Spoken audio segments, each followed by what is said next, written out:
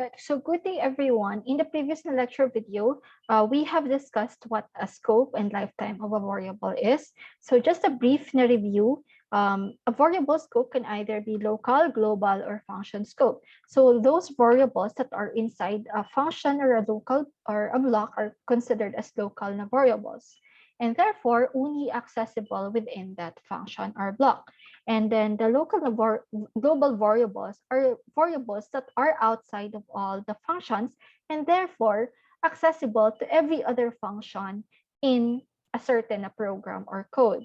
So a function scope um, is when a variable is passed as formal argument. So we will start with the local variables. So the variables that are declared inside the function are automatic or called as local variables. So it is local in a sense that they exist only inside the function in which it is declared. So for example, um, we have here two functions, main and func. So this integer n variables is local only to the main function. And then this n1 variable is only local to the function. So in other words, since n is only local to main, it is only accessible to main. So when the function tries to access the n variable, there will have an error because it is only local to main. So the same is true with n1. When main tries to access n1, it will not be able to do that because n1 is only local to func. Okay, so and also when the function exits, the local variables are also destroyed. So we will have an example about this later, but just to give you a brief explanation, let's say when you try to call the func function, so after the func is done with its execution, the local variables like n1 will also be destroyed. Okay, so another example, we have here functions mean and also the find age.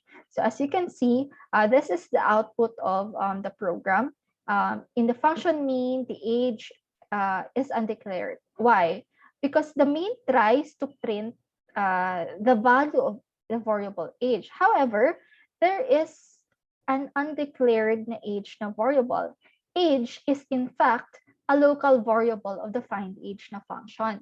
So this age variable is then not accessible outside the function find age as it is having a local scope to this function only. All right. So going back, what did we mean with automatic?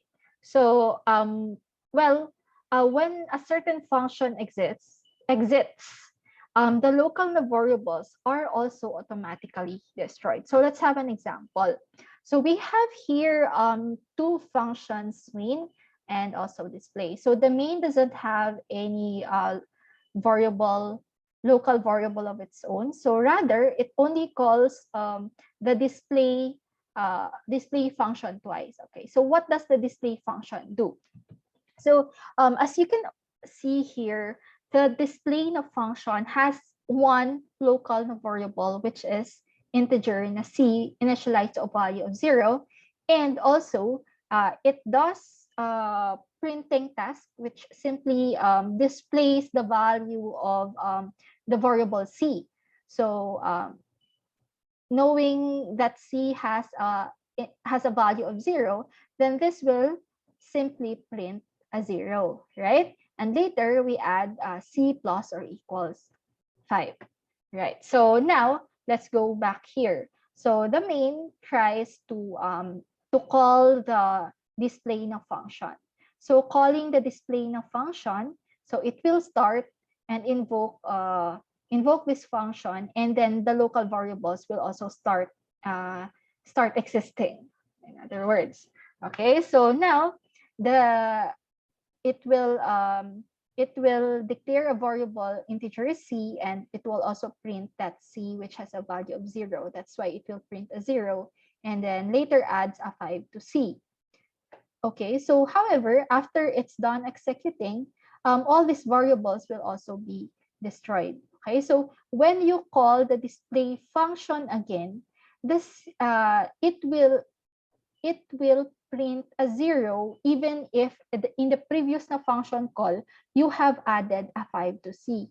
Okay, so you have already in the first, after the end of the first call, all the variables have been destroyed. That's why the value of C was not retained. Okay, so it was reset into 0 and therefore displays a 0. Okay, so now what do you want? What if you want to keep a local variable in existence during the lifetime of the program instead of creating and destroying it each time it comes and into and goes out of scope? So in other words, we want to maintain the values of those variables between function calls instead of creating and destroying it each time. Okay, so going back to the previous example earlier, before the C calling this display twice, it results to a 0, right? So what if we want to maintain its value within the lifetime? Okay, so what we can do is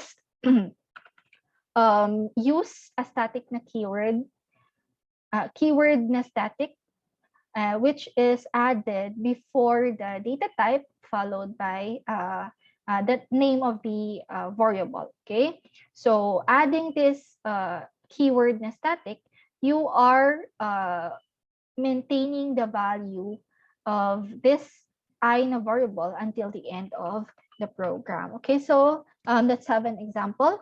So instead of the previous example where C is only a local, local na variable with type int and C, we are adding a modifier static here, which uh, which allows us to maintain the value of C all throughout the program. So this will be the output of the first na program. So when you call display first, it will print 0, right? So after the display is done executing, so it will return and all the variables will be destroyed. And when you call display again, those variables will be created again. So that's why it will result to 0. But in a static, adding the static, this results to a different na value. So instead, you are printing 0 and then 5. So why does that happen? So in the first call, you set in the first call of display, so you put into existence this variable C. So it will have a value of 0 initially. You print C, that's why it is 0, and then later add 5 to C. Okay, so after the first call of display is done executing, it will not destroy this variable na C.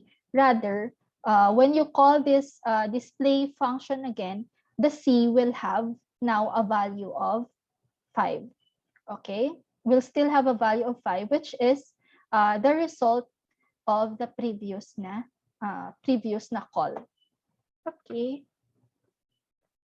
Now, this static na local na variables, they occupy the same memory location throughout the execution of the program. So when a function returns, a static na variable will not lose its value, and it still has a block scope, so it's not visible to other na functions. So that's what you have to remember. So in other words, a static na variable is simply a place to hide data from other functions, but retain it for future calls of the same function. Okay, so we are done with the lookup.